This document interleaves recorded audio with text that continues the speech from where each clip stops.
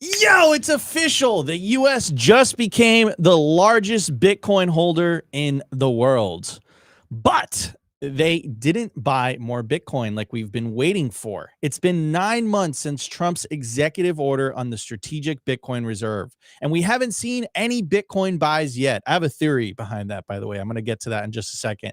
But they did find a budget neutral way to get their hands on $12 billion worth of Bitcoin. Let's dive in and explain. So, what are we talking about? A massive seizure just happened. I believe it was yesterday or the day before. This is the breaking headline. US seeks forfeiture of 127,000 Bitcoin tied to a transnational scam run by Chinese national Chen Zi. So here's more information by Bitcoin Archive. US government now holds 325,000 Bitcoin worth over $37 billion following recent seizure. So it's not as large as Michael Saylor and Strategy's stack of 600,000 Bitcoin, but in terms of nation states, it is the largest stack by far. Here's some more data from DB. The 127,000 Bitcoin they're seeking to forfeit are actually from the Lubine mining operation that was ran by the defendant and were actually stolen back in 2020. Have been sat idle ever since. Probably quite unlikely they get them unless some sort of fake hack. It goes on to say, here's the official Department of Justice release.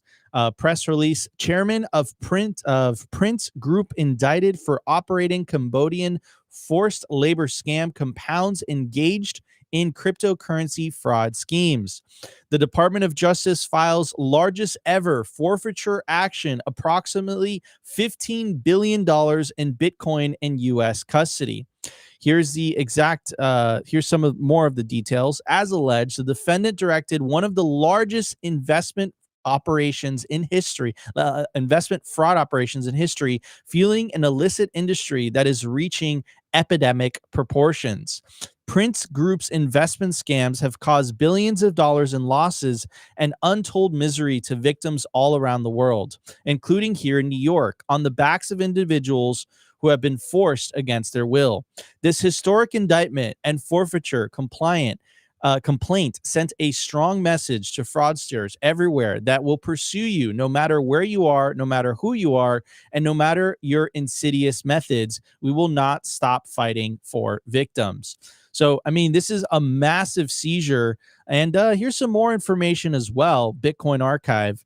Some of the 127,000 Bitcoin the U.S. government just seized from a Chinese scam were previously reported as having private key vulnerabilities. Now the U.S. government has them in custody. Is the U.S. government hacking Bitcoin wallets? Ooh, that's a very interesting statement. And let's see. Anyway, so here are some of the wallet details regarding to this illicit group. And it seems like some of the Bitcoin has been moved. But is it because it was hacked? I don't think so. Or is it because, again, the defendants are trying to get less jail time? So anyways, now the U.S. government, I mean, we got our promise. Trump completed his promise. It just wasn't how we were expecting it. That budget neutral language, does give him a ton of leeway. But now the U.S. government, 325,000 Bitcoin, if we are to take their word for allegedly, 325,000 Bitcoin in total. We did have the CEO of CleanSpark say that Scott Besson admitted to him that they held $17 billion worth of Bitcoin. This is like doubling their stack, basically, overnight with the seizure. So yeah, I mean, there you go. The U.S. government is now the largest holder on a nation state level of Bitcoin because of this seizure. We still don't have the details, but apparently some of the Bitcoin from these addresses has been moved. So as more details come in, we'll make sure to cover and we'll make sure to tell you guys. But one of the things I did want to talk about as well earlier on, what I was talking about, say it's been 9 months since Trump's executive order. and we haven't seen more Bitcoin buys. I will say that we still don't know the details from that executive order. We still don't know how much Bitcoin the U.S. government officially has. But to be fair, this is a budget neutral fashion to acquire more Bitcoin, right? So yeah, I mean, there you go. That's a huge seizure of Bitcoin. 127,000 Bitcoin. Well, the largest seizure ever. A largest seizure ever in history. So this is absolutely massive. And yeah, this is going to the Strategic Bitcoin Reserve. They have no plans of selling it. They're keeping that Bitcoin. Now, my only hope as a Bitcoiner is show me the holdings. That's the next part, right? Very interesting too. Also, how that Bitcoin moved, Opti. Didn't you find that interesting? That Bitcoin moved from that wallet. So, you know, that I found quite interesting. How were they able to move it? Is my question. Well, I think if you look at the couple of those tweets, it's basically telling you that they had those Bitcoin just kind of sitting there. So I'm guessing that they seized it before, but maybe they were going through some kind of, you know, court case litigation. I don't know exactly what the details are here. Obviously, we only have the initial press release. It's not really telling us too much, but it sounds like what we've heard from Scott Bessent is exactly what they're doing. One, they're not going to sell the Bitcoin anymore. So, I mean, on one hand, if they were, you know, on the verge of selling that, that'd be another 120K plus Bitcoin being dumped on the market. You thought 110K dump was epic. It looks like we would have been a lot lower if they were dumping this. And the second part is, when we kind of were covering that link conversation, there was an interesting kind of wordplay in that they didn't say they were going to, well, the leak conversation didn't specifically say they're going to buy more Bitcoin per se. It said we are going to continue to accumulate Bitcoin. And we've been covering this for a while, this whole idea of budget neutral ways to acquire Bitcoin. Remember what they said in the official release of this is that, you know, asset seizures, asset forfeitures, that's one of their ideal ways to acquire more Bitcoin. And they're definitely doing that. Now, I know for a lot of Bitcoiners, or maybe newer Bitcoiners, they're probably wondering, like, I thought Bitcoin was, you know, what's it? Confiscation. What's the meme we always say? I mean, unconfiscatable. Unconfiscatable, exactly. Shout out Tone Vase, by the way. Yeah, and I'm guessing that, you know, their cold storage wasn't really the strongest. I'm guessing it was just on their computer, just chilling. I do want to explore that topic a little bit more because Zach XBT, he's pretty well known in Bitcoin X circles, just for kind of like his investigative prowess. He did some more investigations regarding this, and I do want to get into some of the details. So he said, what's most interesting is wallet addresses listed in the U.S. government's $14 billion seizure previously were named in a milky sad report 2 years ago for having vulnerable private keys, and now the U.S. government says they have custody of them. Wait, sorry, I was in the chat. What was that? What was that? Okay, I'm going to read it one more time. Sorry, for me. So Zach's XBT says, what's most interesting is wallet addresses listed in the U.S. government $14 billion seizure previously were named in a milky sad report 2 years ago for having vulnerable private keys, and now the U.S. government says they have custody of them. Interesting. So what, I mean, vulnerable private keys can mean a lot of things, right? Yeah. It can mean a lot of things.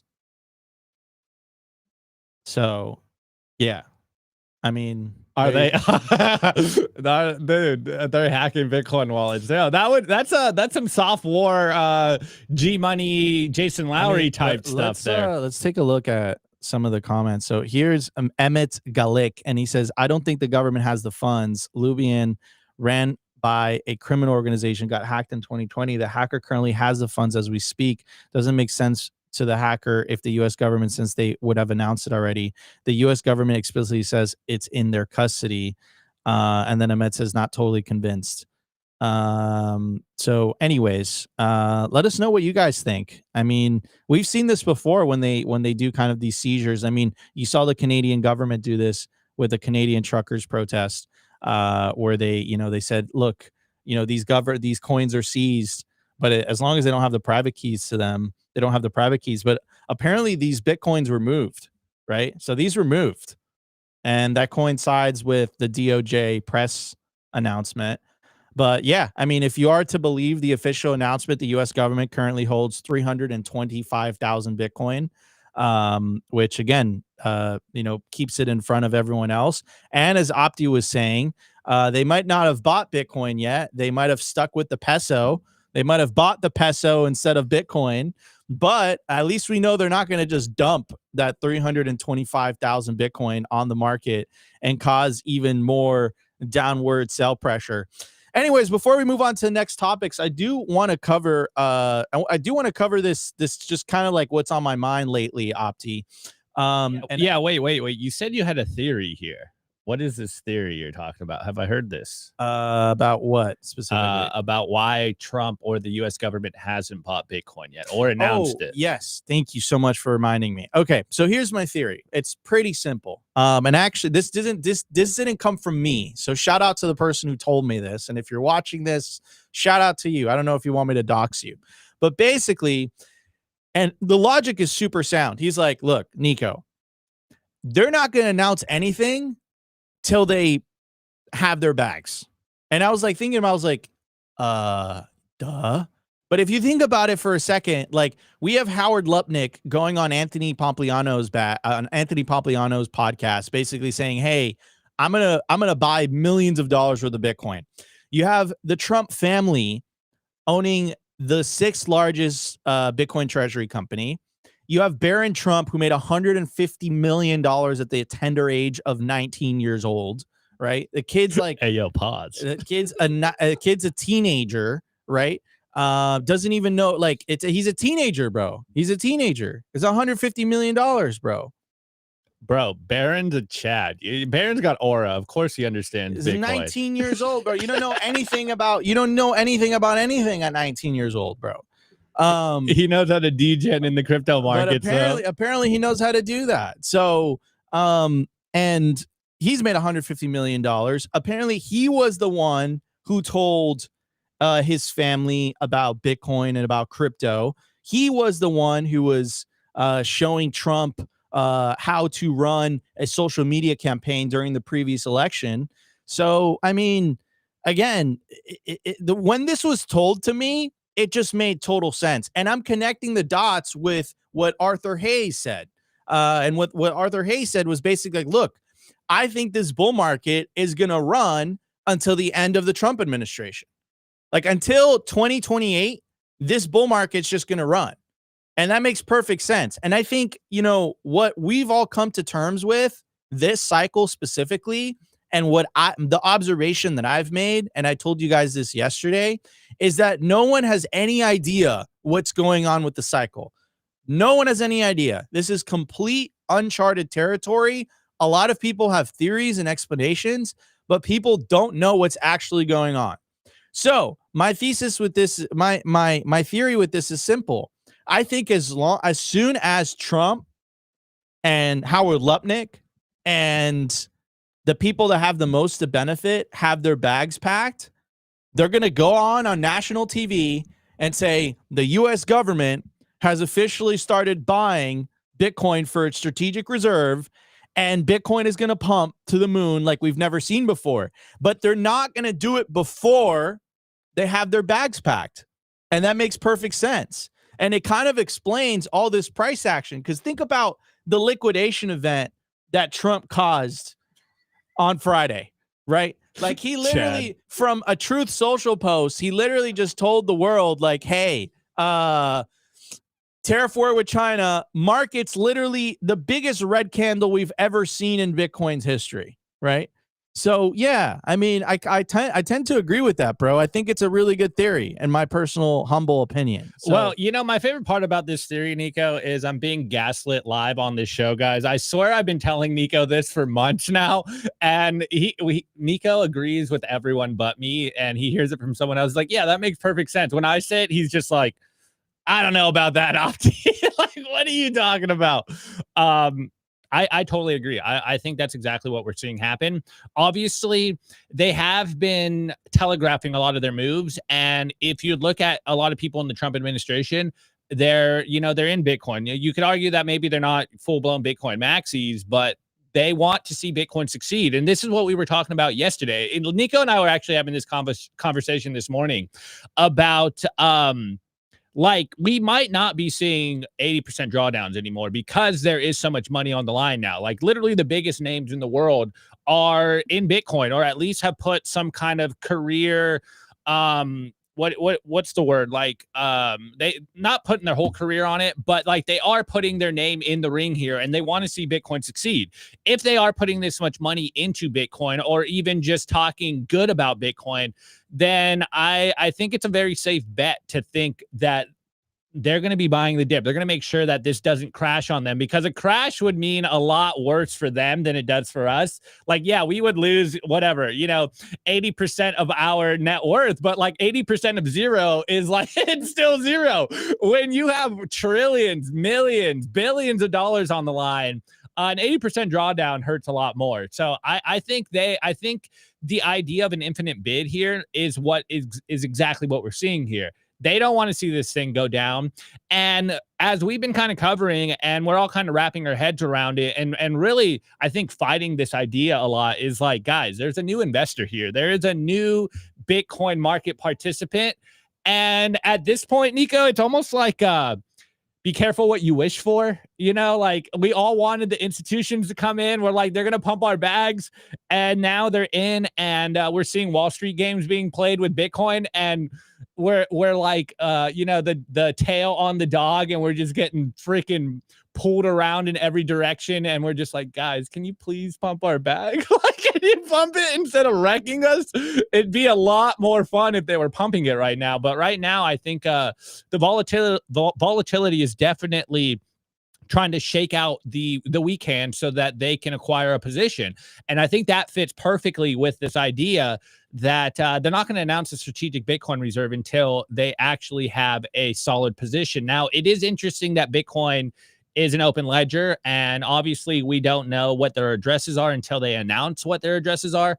But if they are acquiring a huge amount of Bitcoin, I'm sure some of these, address trackers on Twitter probably might have an idea of who they are. Obviously, we won't know until it's officially kind of embraced or announced that these are our wallets. But yeah, we're seeing some crazy stuff happen in the markets right now, and best place to be is in spot Bitcoin, I would say.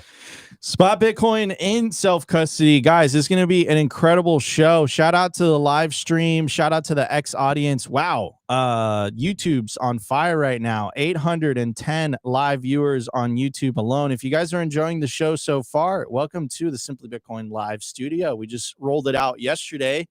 Smash the like button if you guys are enjoying the show. Share the show with your friends, and we'll try to orange pill them. But it's going to be an incredible show. Elon Musk seems to understand Bitcoin. He had an interesting response to Zero Hedge yesterday. We're going to get to that as well. And also Lola Leets, incredible journalism. She dropped a really, really good article. We're going to cover that. We're going to do a little bit of a deep dive. And just a reminder for you guys, the midterms are coming up next year in 2026, the US midterms. And if you're a Bitcoiner in the United States, it's incredibly important that you support pro-Bitcoin, anti-CBDC candidates. You guys know the deal here at Simply Bitcoin. We don't lean orange, or we don't lean red or blue. We lean for Team Orange. So we don't care what political party you stand for. We care that you stand for Bitcoin. So we're going to be doing a little bit of a deeper dive into that. And next year, the year of the midterms, we're going to be doing more coverage on pro-Bitcoin candidates. And actually, we're going to try to get some of them on the show and interview them, because at the end of the day, ladies and gentlemen, we have a decision to make in front of us. We have either the route of central bank digital currencies, or we have the route of Bitcoin, right? So it's literally Bitcoin or a continuation of the fiat system. That's the world ahead of us, and we want to have representation. We always hear about democracy, right? We want to have representation that actually represents what we want, the world that we want to live in as Bitcoiners. So anyways, guys, it's going to be an incredible show. But before we jump into all of that, I do want to give a very special shout out to our lead sponsor, guys, the best place to build your automatic self-custody Bitcoin stack, bitcoinwell.com. Why do we recommend it here at Simply Bitcoin? Well, it's the only platform in the United States that is a non-custodial platform, meaning they don't hold your Bitcoin. As soon as you buy Bitcoin on Bitcoin Well, the funds clear. It goes straight to your self-custody Bitcoin wallet address. If you're a higher net worth individual looking to buy $50,000 worth of Bitcoin or more, if you're a family office, if you're a trust, if you're an organization, you have to check out Bitcoin Well Infinite. To get started, go to bitcoinwell.com/OTC today. All right, everybody, let's start the show. We have tons to get to. We're going to be right back in just a bit.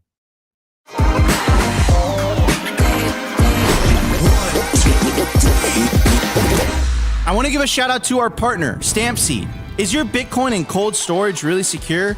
Are your seed phrases really secure?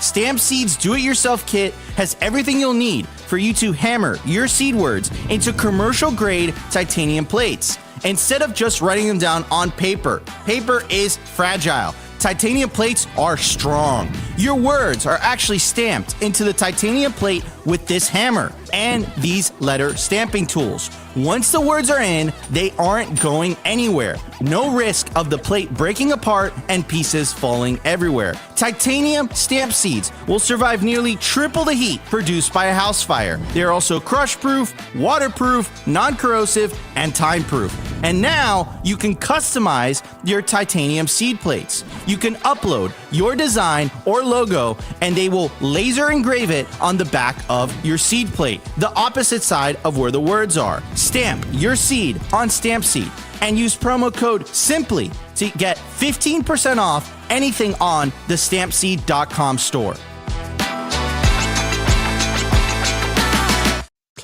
All right, everybody, at the time, wide shot, please. At the time of recording, the Bitcoin price is $112,400. Block height, 919,059. Sats per dollar, 890 sats per dollar. Market cap, 2.24 trillion. Bitcoin versus gold market cap, 7.78%. Decline from all-time high. If you're buying Bitcoin right now, you're getting it at an 11% discount.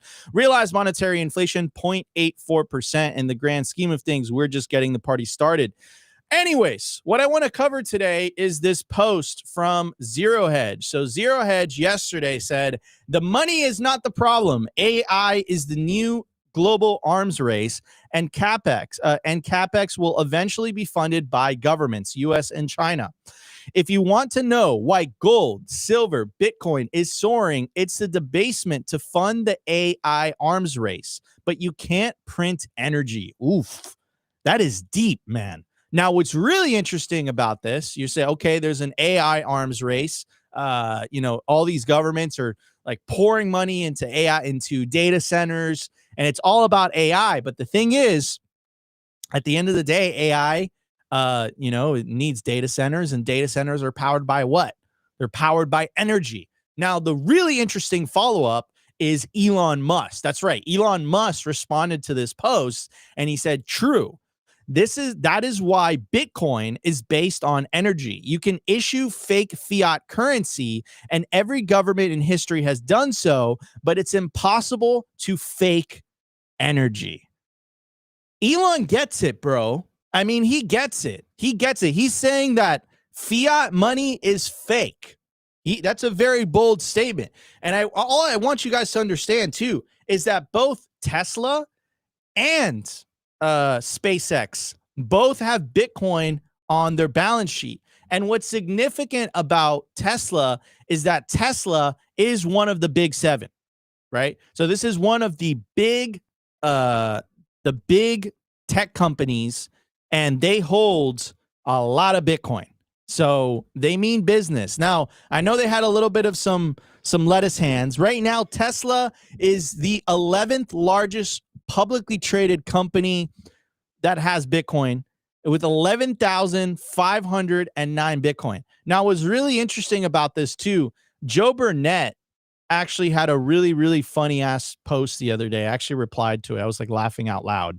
But Joe Burnett basically said it was something related to the MNAV, but it was absolutely hilarious. I gotta find this because it was super, super funny.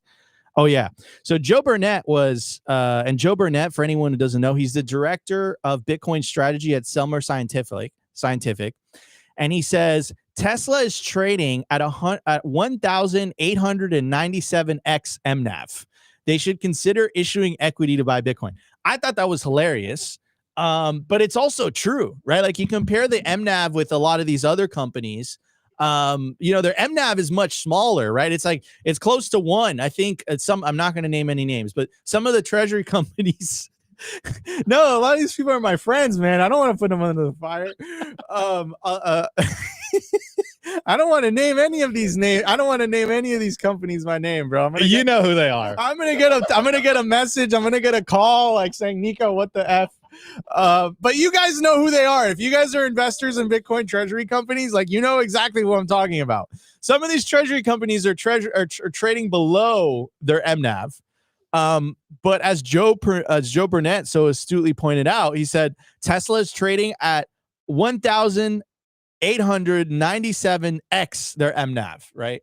And then he says they should consider issuing equity to acquire Bitcoin. Now, what's really interesting about this, Opti, is that we know Elon is hyper competitive. And if Tesla is trading at 1,897x their MNAV, Elon could pull an Elon. This is the richest man in the world, bro. This is someone who's worth 450 billion. I thought it was 500.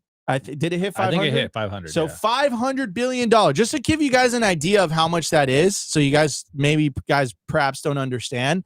The GDP of El Salvador is $32 billion, right? So this That's your favorite stat. This man, no, because it gives the proportion to how much. Dude, it's $500 billion. It's $500 That's billion. A lot. That's huge. It's ridiculous. It's like more the GDP of like most countries, right? And that's just Elon's net worth.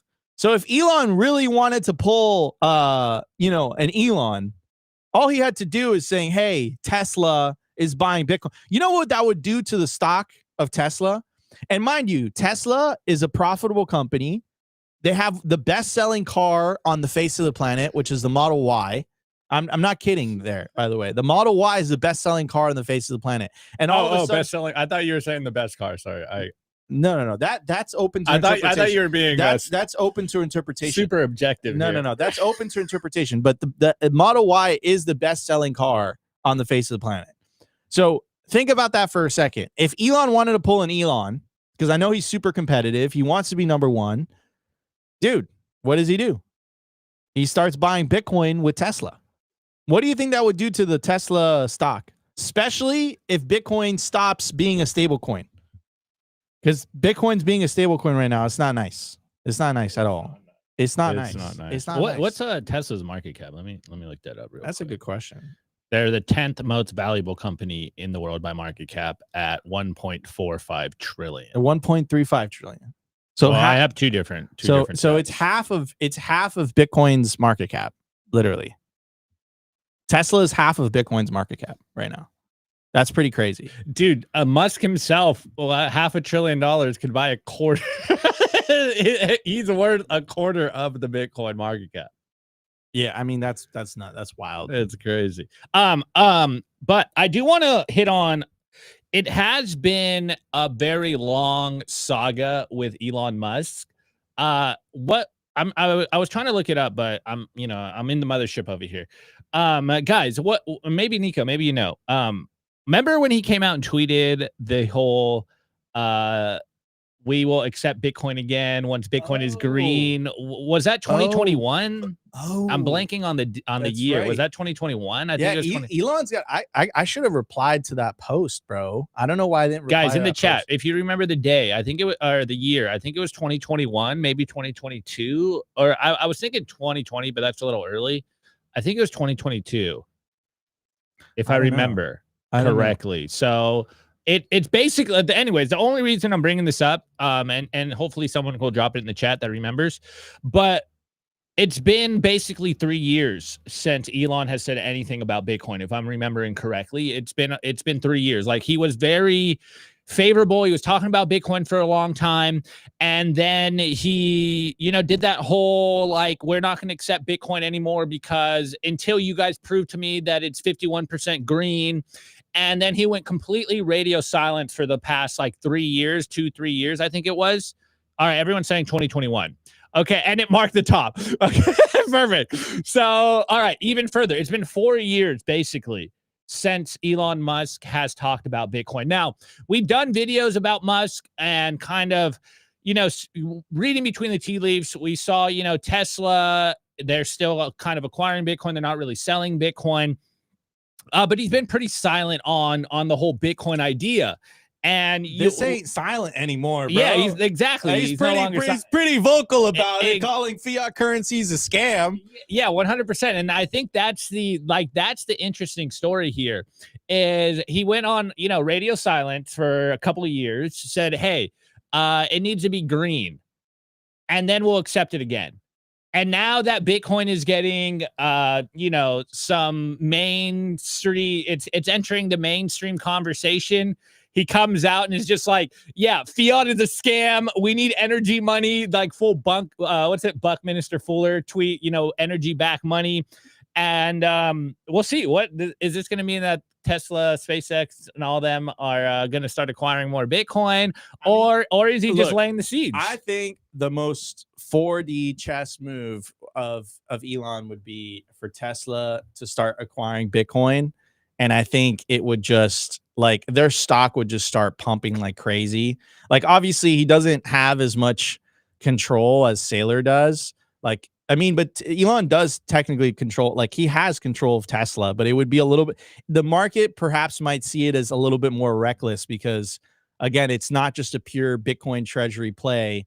It's this is a big seven company. Well, how is that more reckless? Honestly, that's like the Chad move. I have a profitable company and I'm putting my treasury in Bitcoin versus zombie companies. It's all about perception though, bro. At the end of the day, it's perception, bro. Oh yeah, I see what you mean. Because Tesla is getting kind of beat up right now. Yeah, it's perception. Like but like, I'll tell marketing. You, like, look, I'm not a stock market guy. I don't come from the traditional financial world. But what I will say is, like, think about it from this perspective, Opti. Like, Bitcoin starts pumping, Bitcoin stops being a stable coin, because it's been a stable coin this whole year. I don't care what anyone says.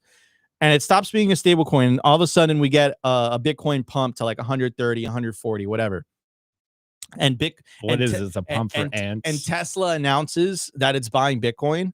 You better bet that Tesla stock is going to rip like you've never seen before. It's gonna rip, bro. It's gonna go bananas. It's gonna go crazy, and then officially marks the 2025 top. All right, everybody, we have a fantastic show for you guys lined up. We got a lot of messages yesterday regarding our merch. A lot of it was flying off the shelves. So I do want to give a shout out to our merch, ladies and gentlemen. If you want to support the show, go to simplybitcoin.com today. Get yours while supplies last. All of this is all limited. We do not drop ship. We pay attention to the fabric. All of them are labeled Simply Bitcoin. These are custom shirts. This is not drop shipped at all. We buy the inventory beforehand. But if you want to support the show, go to simplybitcoin.com, go to merch, and check out the new collection. It's awesome. Bitcoin is going to add another zero. This is not a negotiation, the one that Opti is wearing right now. Yeah, get yours while supplies last if you guys want to support the show. But anyways, we still got an incredible show lined up for you guys. We're going to talk a lot about some interesting things during the news segment. Lola Leets just dropped a really, really good article, so we're going to do a deep dive into that and much, much more. So we're going to be right back in just a bit. I want to give a shout out to our partner, Ledin, the leader in Bitcoin-backed loans. Unlock the liquidity in your Bitcoin without having to sell your Bitcoin. They've issued $9 billion in loans to over 10,000 customers since 2018. I absolutely love these guys. Not only do I have an account with them, but I also have a loan. And what I love about them is that there are no monthly payments, and you could pay back the loan at any time. As soon as you send your Bitcoin as collateral, you'll have cash in your account within 24 hours. Over 1,000 five-star customer reviews, and they've never lost a single dollar or sat of customer money. Go to learn.ledn.io/simply today, and you'll get 0.25% off your first loan. I want to give a shout out to our partner, sat123.com. Sovereignty isn't just about your money. It's about your communications too. When the grid goes down, most people go dark. Cell towers fail in hurricanes, cyber attacks, and blackouts. But satellite phones, they don't rely on local infrastructure. Iridium has 77 satellites in orbit, giving you a direct line anywhere in the US, even offshore. If you hold your own Bitcoin keys, you should hold your own comms too. Sat123.com also has everything you need to start building your Bitcoin citadel. Starlink, battery backups, Faraday bags to protect your hardware wallets, and much, much more. It's a one-stop shop for anyone serious about resilience and off-grid independence. Stay connected, stay independent, stay sovereign. Go to sat123.com/simply today and use promo code SIMPLY to get 15% off anything on the store.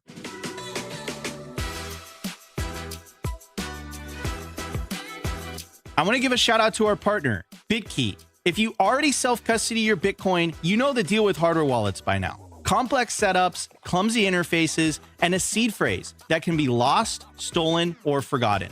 BitKey fixes that. BitKey is a multi-sig hardware wallet built by the team behind Square and Cash App. It packs a cryptographic recovery system and built-in inheritance feature into an intuitive, easy-to-use wallet with no seed phrase to sweat over. It's simple, secure, self-custody without the stress. Time named BitKey one of the best inventions of 2024. Get 20% off at bitkey.world. That's BITKEY.world with the code SIMPLY. All right, everybody, we are back. Before we dive into the article, thank you, Opti. I do want to show you guys the BitKey. I'm holding it in my hand. It's absolutely beautiful. So all you got to do to literally use it, you put your finger, it turns green, and then you take your phone and you tap it, and boom, it's ready to spend. This is a multi-sig hardware wallet. It is literally the easiest hardware wallet to use on the face of the planet. All you got to do to get started is scan the QR code below or check the link in the video/podcast description. Get yourself a BitKey, take self-custody of your Bitcoin, and this is literally the easiest way on planet Earth to do so. If it's not your keys, it's not your cheese. So head over to bitkey.world today and use promo code SIMPLY to get 20% off anything on the BitKey website. Anyways, Opti, if you could make us wide shot, please. You should do the wide shot. Wide shot Opti. Wide shot Opti. So anyways, Lola Leets. I want to read you guys this latest post that she came out with, which I found quite interesting.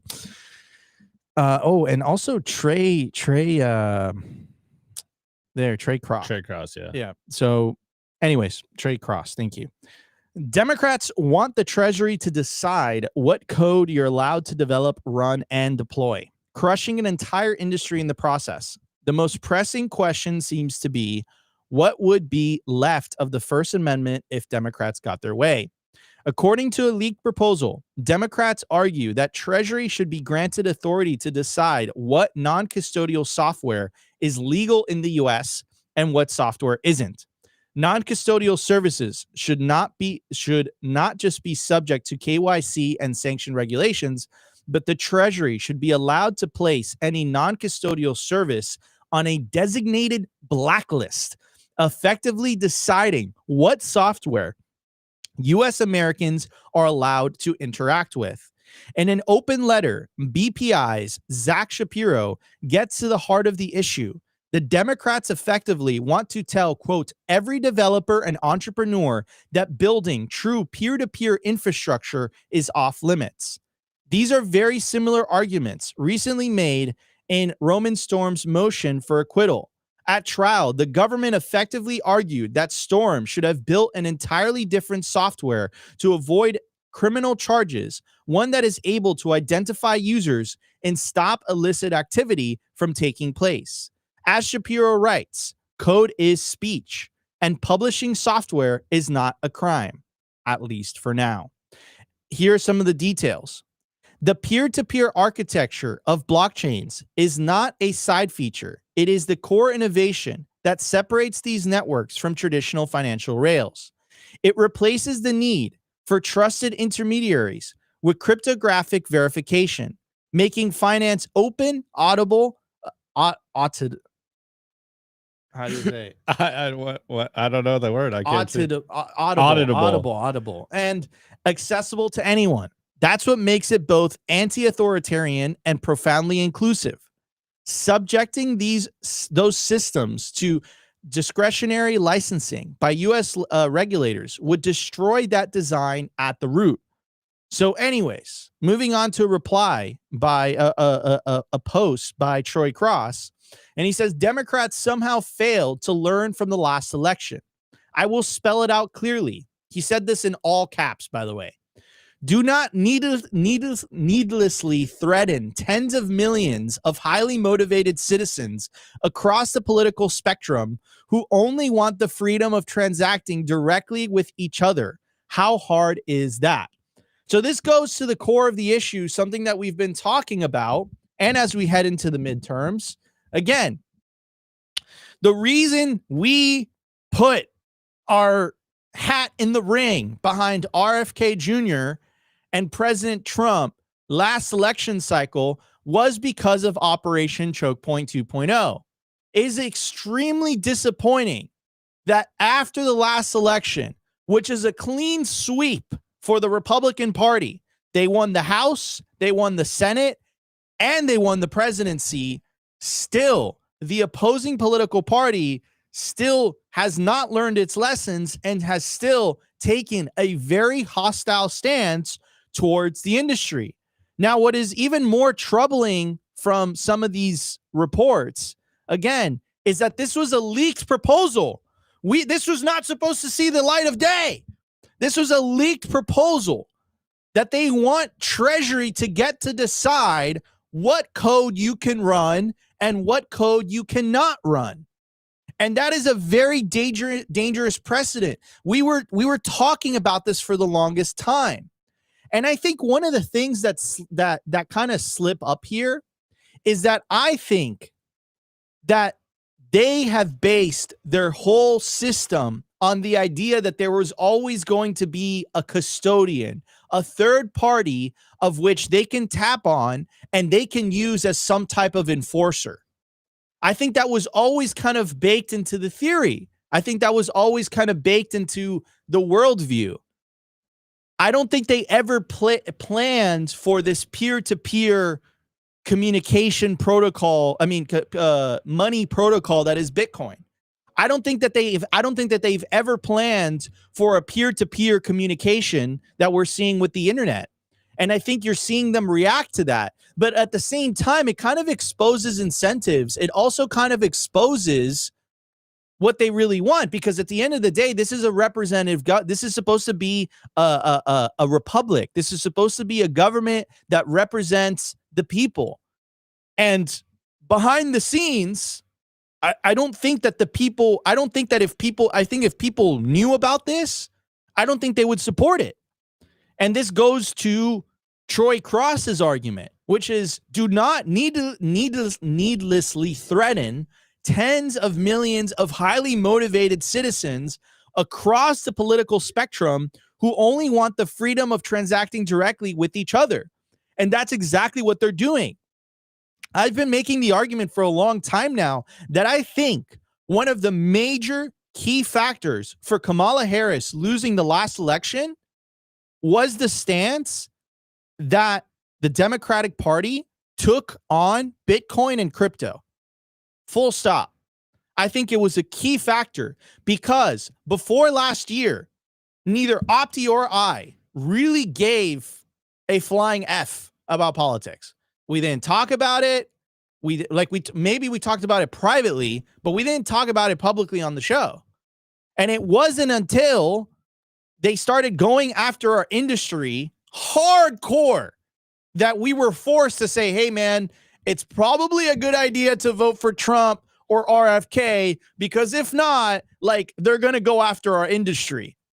And it breaks my heart that despite the results of the last election, behind the scenes, they still think it's a good idea, right, to go after the industry. Like that's ludicrous. That's insanity, right? Now, I do want to specify, this isn't monolithic, right? You have Ro Khanna of California. You have Democrats that do support the industry.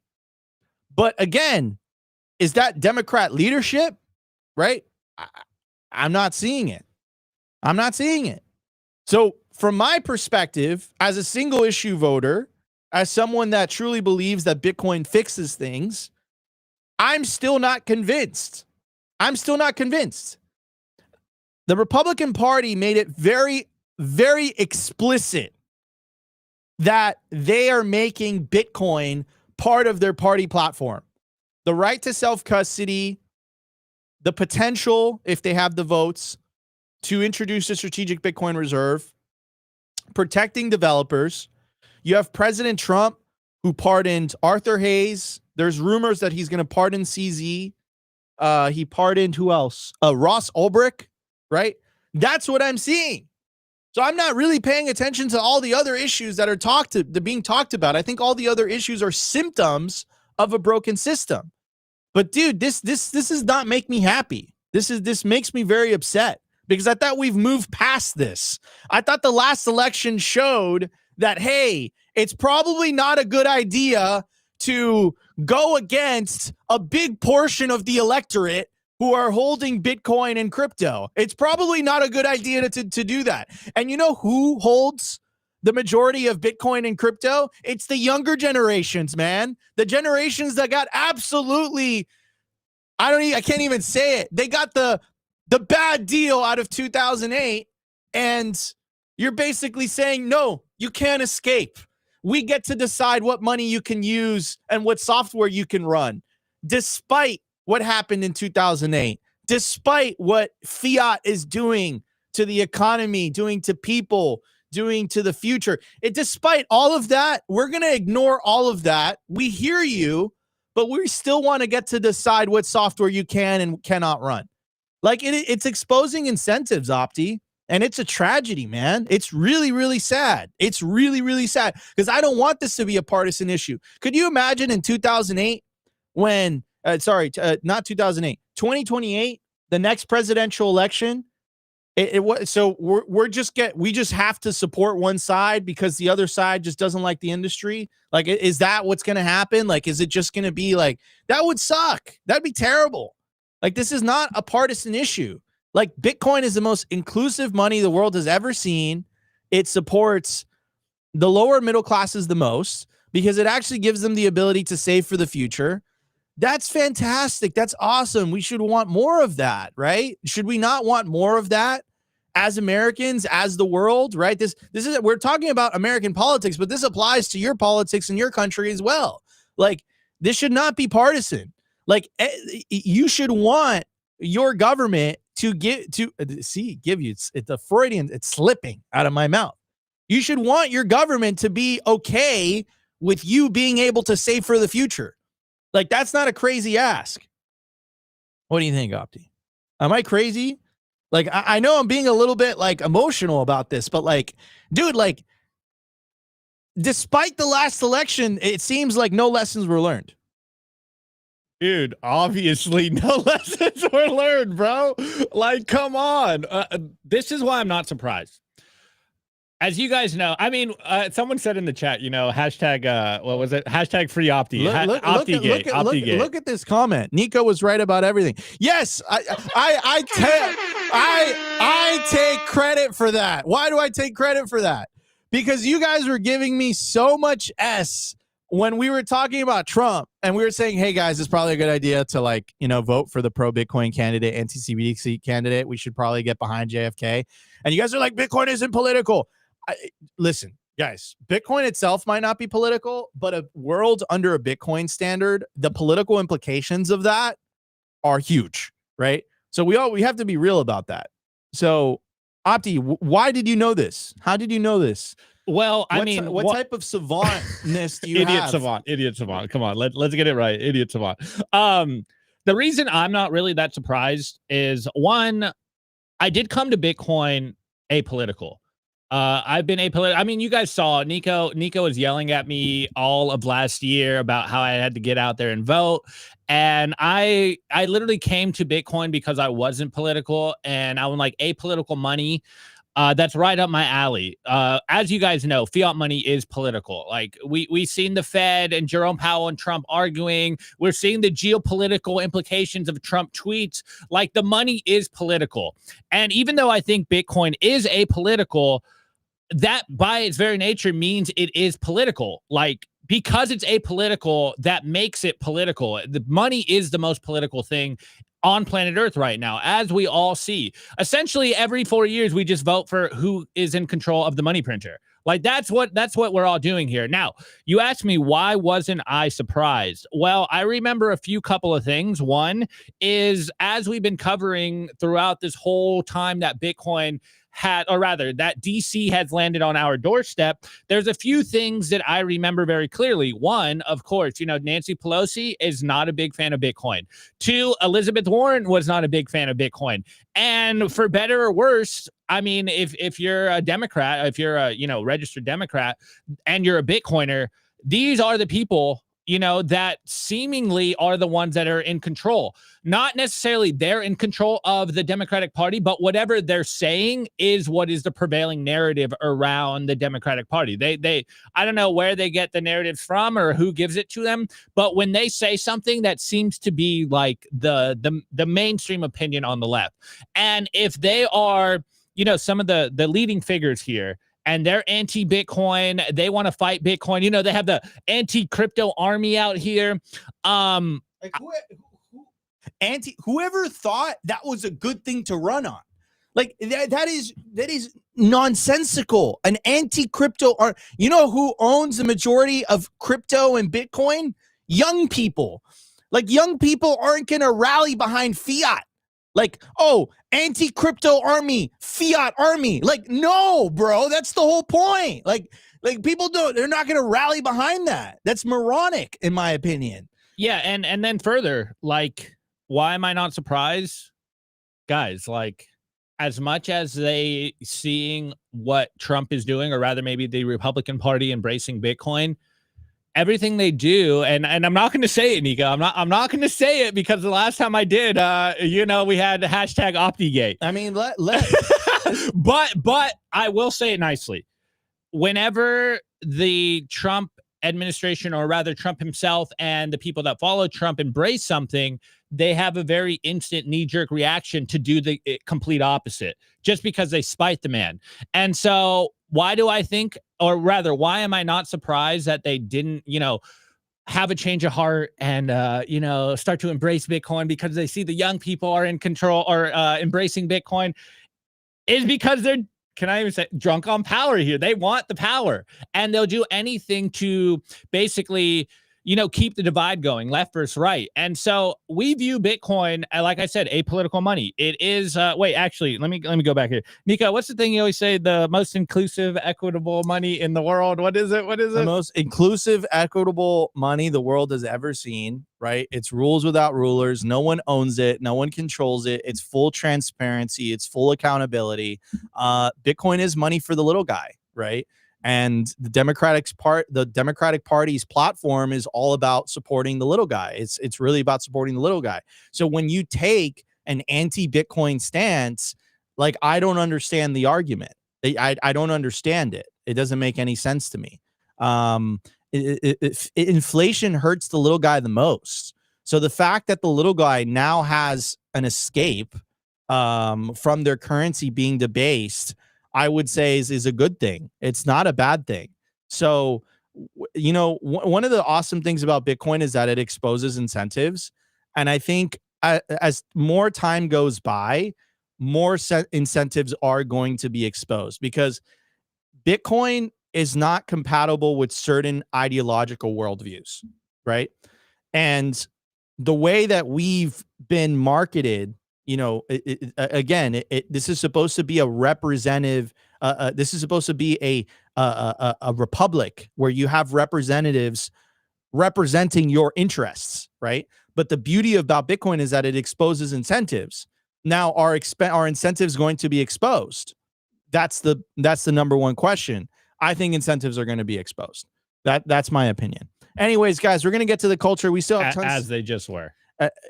I think incentives are going to be exposed, and I think people are going to have questions to answer. And do they have answers to those questions? Is the question, right? So anyways, guys, we still have a lot to cover during the culture segment. Opti, what do you have lined up for us, bro? Guys, I think the bull run has been saved. I think the bull run, I repeat, I think the bull run has been saved. All right, guys, we're going to be right back, and Opti is going to tell you why the bull run has been saved. I want to give a shout out to our partner, HIVE Digital Technology. Why HIVE in 2025? Unstoppable growth. As the first ever public miner, HIVE's position to quadruple their global footprint, making them one of the world's fastest growing miners in 2025.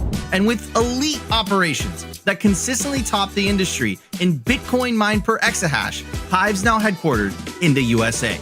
They're lean and mean, they're green and clean, and they're rewriting the playbook on sustainable Bitcoin mining. You can catch the latest buzz at HIVE Digital Tech or at hivedigitaltech.com.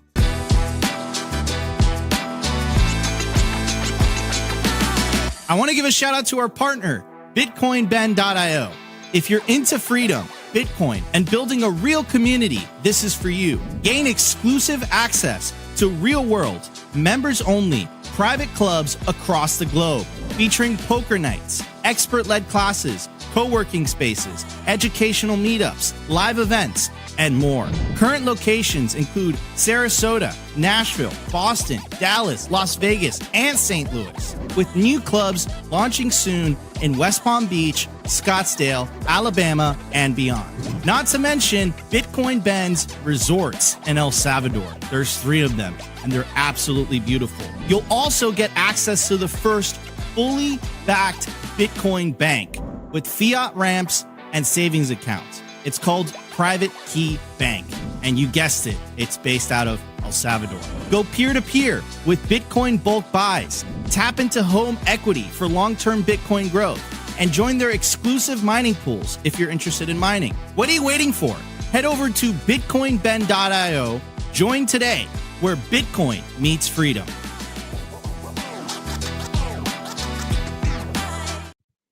Alrighty, guys. I saw someone in the chat liking the Miami Vice. Yeah, that was what we were going for. Well, someone earlier said I can't take Nico seriously with a purple and orange background. So we're getting some mixed responses here. All right. What colors should we make the background then? Honestly, I kind of like the vibe. I kind of like it. It looks like a sunset. It's nice. Anyways, guys. I mean, but they wouldn't understand. The Miami sunsets literally. Yeah, sorry, I just muted you. The Miami sunsets literally look like this. They are like kind of.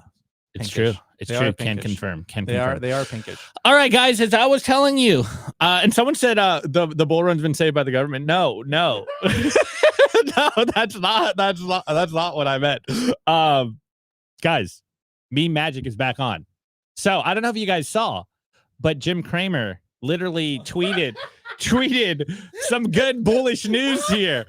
This first part I'm actually kind of trolling, but there is actually some signal to this Miami Vice vibe. Yeah. So anyways, Jim Cramer, the infamous and the great Jim Cramer, the great inverse Cramer indicator is back on, boys and girls, and he goes, the hope we can take the air out of quantum, nuke, crypto, and put that money into the real economy stocks.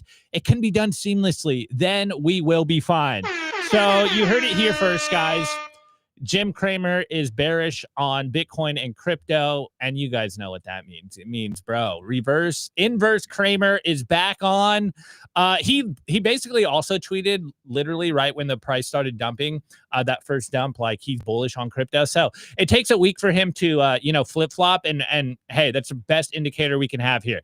That it's kind of a troll. This is kind of just memes. You guys have been asking for the memes, so I'm trolling with the memes. But actually, more real like bullish news here. A real more like actually macro kind of signal that we're getting from the market is that Jerome Powell just came out and he said the Fed could end QT in the coming months. So If you guys don't know what that means, it essentially means money printer is about to go burr, guys. They're officially telegraphing and projecting that they're no longer going to be in quantitative tightening, which is, of course, tightening on the money supply. Now it seems like we are going to be entering quantitative easing again, and they're going to expand the money supply. The printer's going to come back on. And it actually leans into what Scott Bessent has been saying, or the new Fed guy. I forget what his name is, Stephen Moran. This is nice, man. Look, check this out. Look. What you got? Whoa, I look like at that. Opti Cramer, bro. Opti Cramer. Oh, I do like that's clean. That's super clean. But yeah, so Scott Bessent and the new Fed governor, Stephen Moran, they have both been signaling that they want to return back to quantitative easing. There's been a lot of projections and telegraphing about, hey, easing's probably coming back on the table. And I think we're seeing this in, people investing in bonds and stuff there, or rather not investing because the interest rates are going to get cut. So guys, very seriously, I know I started with a troll about Jim Cramer here, but it does seem like quantitative easing is back on the table, and they're going to turn on the money printers, guys. And we know what happens when the money printer turns on. Please turn on those money printers. Please turn. Who could have ever thought we this was like a cypherpunk movement? We were all about. Well, someone earlier is like, I'm leaving this channel because these guys keep cheering on the U.S. government stealing Bitcoin, and now their government show. Look, guys, we actually have had this conversation multiple times behind the scenes. It was like, wait, so if the government prints more money and they expand the liquidity, and that means Bitcoin's going to go up because more global liquidity, are we kind of incentivized to be like, yeah, keep printing the money because our bags go up? Even though it's going to hurt a lot of people, you're kind of like, dude, I hate to say it, but kind of. Someone in the chat, print harder, daddy. Let's go. No, I mean, but that's the whole base case behind Larry Lepard and Lynn and Arthur Hayes. Like they're basically saying they don't have a choice but to print. So if they don't have a choice but to print, I mean, like they don't have a choice but to print, dude. Like they're gonna have to print to meet their financial obligations, and if they print, obviously that means number go up for scarce assets. But I mean, I don't know, man. Like I right now I'm kind of like worried a little bit because Bitcoin is still in stablecoin mode. So until we hit 130K, I'll start feeling my soul coming back into my body, because this whole year hasn't been that great. It hasn't been that great. I'll be honest with you, bro. It has not been that great. Anyways, so Opti's making the case the bull market is back on the table. Guys, we got the meme magic back on the table. Jim Cramer is bearish on Bitcoin. It's back on, boys. I did ask the chat. I said, is the bull market over? 775 of you guys voted. 19% said yes, the bull market is over. 81% of you guys voted no, that the bull market is not okay, over. I might have to readjust. People are saying pump without the bull market. And the last comment I'll pull up. Pump without the printer. Pump without the printer. Last beat, someone saying that bull market's going to be in 26. So that's a good tweet right here, or a good comment. So unpopular opinion, number go up for money printer doesn't make us richer. True. I do want to give us. Kind of agree. I do want to give a shout out to our sponsor, Mining Disrupt. The whole Simply Bitcoin crew is going to be there November 11th through the 13th in Dallas, Texas, 2025. I hope to see you guys. It's in less than a month. Get your tickets quickly before the prices go up. Opti's going to be there. Rustin's going to be there. I'm going to be there. It's going to be fantastic. It's going to be awesome. You want to get your tickets quickly before the prices go up. Use promo code Simply Bitcoin for 20% off. Just scan the QR code or check the link in the video description to know more. Anyways, guys, we love you all. We appreciate you all. Thank you guys so much for tuning in to another episode of Simply Bitcoin Live. We'll see you guys tomorrow. Sophie's going to be filling in for me. I'm going to be traveling for the next 2 weeks or so. I'm going to be in Canada for the Canadian Bitcoin Conference, and then I'm going to be in Lugano for the Plan B Forum. So I will be back the week of the 27th. But until then, Sophie's going to be filling in for me. Guys, love you all. We appreciate you all. And we'll be back tomorrow for another episode of Simply Bitcoin Live. Today's episode was brought to you by BitcoinWell.com, a Bitcoin-only platform on a mission to enable financial independence.